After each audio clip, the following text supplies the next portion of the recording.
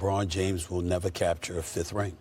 It's really that simple. This team is not good enough, and it's not going to be good enough in the future without some tweaks. Certainly, you can keep LeBron and Anthony Davis, and they can make a contribution. There's no doubt about that. D'Angelo Russell will have to wear a New Jersey after this performance. He's going from averaging 14 to 15 points to literally averaging about 7 points on 29% shooting. He ain't coming back after this. You're going to have to tweak this roster and get younger. If you're not able to do that, LeBron James is not going to have a chance at a fifth championship, and it will be an emphatic message sent that the only reason he's still here in L.A. is because his son is going to USC and he wants to see him play.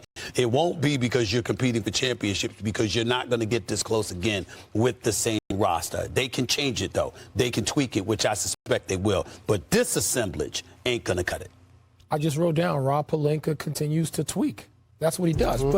But in mind, that brings us to this man's numbers. DraftKings Sportsbook predictions. Jalen 98 and 83 on the season. Let's start with Murray. Will he make 4 or more threes tonight? See what happens when you play as well as he's played the last couple of games? It's not normal to make 4 threes in the game. If I got to bet my hard-earned U.S. government money on it, I'm going to take the under. But I won't be surprised if he has a big game. We'll see. Speaking of big games, the number on Nikola Jokic is remarkable.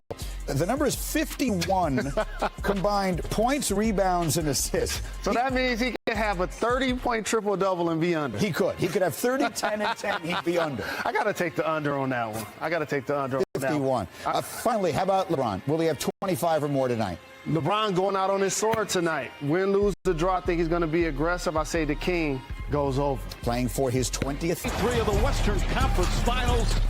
Murray picking up where he left off in Game 2. Jamal Murray drills another. Despite Murray's heroics, the Lakers storm back. He's going to try again. Back-to-back threes for James. Connects on a three. And the Lakers regain the lead. 11 straight points now from Denver. And for the 3rd straight game, clutch time. Denver the better team. 1 win away from Nuggets history. Welcome back to NBA Countdown presented by LinkedIn. Jalen Rose, we're counting it down as those men try to keep their season alive. 2 of my former teammates, Rob Pelinka, did all he has to rebuild and retool this roster. Darvin Ham has done a terrific singing. Thank you very much. It's always touching to hear. But I will say this to you. I will bring this up to Wilbon. This is what I heard. Bronny is at USC because he wants to stay close to home. And obviously we've heard his father talking about wanting to play with him and sticking around because of that. So one can simply surmise from those 2 things that LeBron is not planning on going anywhere. And since he's not planning on going anywhere because of things that extend far beyond the basketball court, what I'm saying is if the Lakers are to have a chance to win a championship for him and with him, they're going to tweak this roster a little bit more. A lot. They would have. Hold on now. What, Bronny can't get on a plane? He got a whole life full of getting on a private plane. And they can get on a plane together and be in another. They can't be in their original hometown. He could have went to Ohio State, but he stayed here for a reason. It's a plane ride.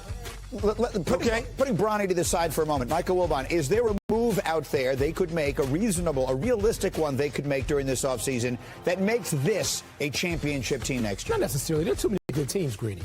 There's too many good teams. We're seeing that now, and we have to expand our narrative, right, for people who are close observers of the winning championships. No, even though they're, right there tied at the top in league history. No.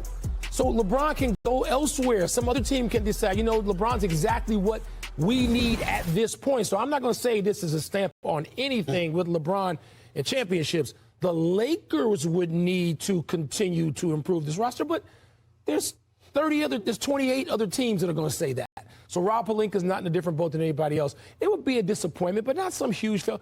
How many people thought the Lakers were some favorite to win a championship this year? I certainly didn't. To me, the Lakers, you know what? I know they won't feel that they finish this season in some sort of glory or be happy about it or content or satisfied. The Lakers have had a pretty darn good season. Well, Steve Kerr said the Warriors maxed out what they could do.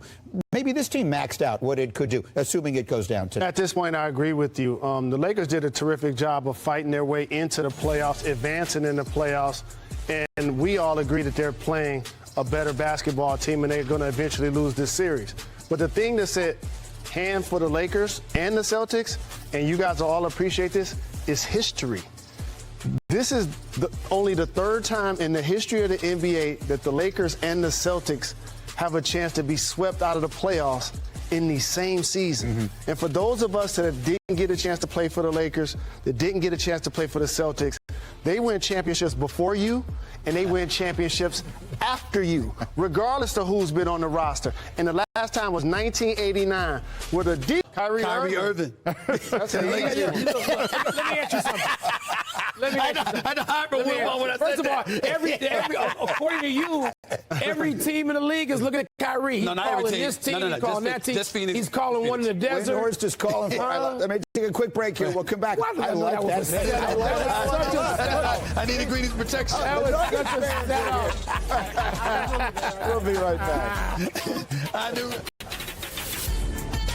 Presented by LinkedIn, and it is a big night tonight here in Los Angeles, and particularly for the Nuggets. He'll try to do two things. One of them much more important than the other. They've never swept a series. That would be nice. Wow. They've never made the NBA Finals. That would be historic, and that's what they're looking for this evening. Stephen A. Smith, Michael Wilbon, Jalen Rose. I'm Mike Greenberg. Our opening tip, how did we get here? How did the Nuggets open this 3-0 lead? Well, game one was a battle of the big men. Anthony Davis had 40 points. Nikola Jokic, a 30-point game two behind an impressive fourth quarter from Jamal Murray, who shot 5 of 17 through the first three and then turned it on at 23 points in the final quarter, tied for the third most in a fourth quarter of a playoff game in the last quarter century. And then Saturday night, back here in Los Angeles, Murray, once again, the hot hand. He scored 30 in the first half, and then Jokic took over the game late, scoring 15 in the fourth quarter. Nuggets outscored the Lakers by 12 points in the final 7.5 minutes and pushed L.A. to the brink. So the Nuggets now on the verge of their first sweep in franchise history. They've completed 43 series without one, second longest streak in NBA history.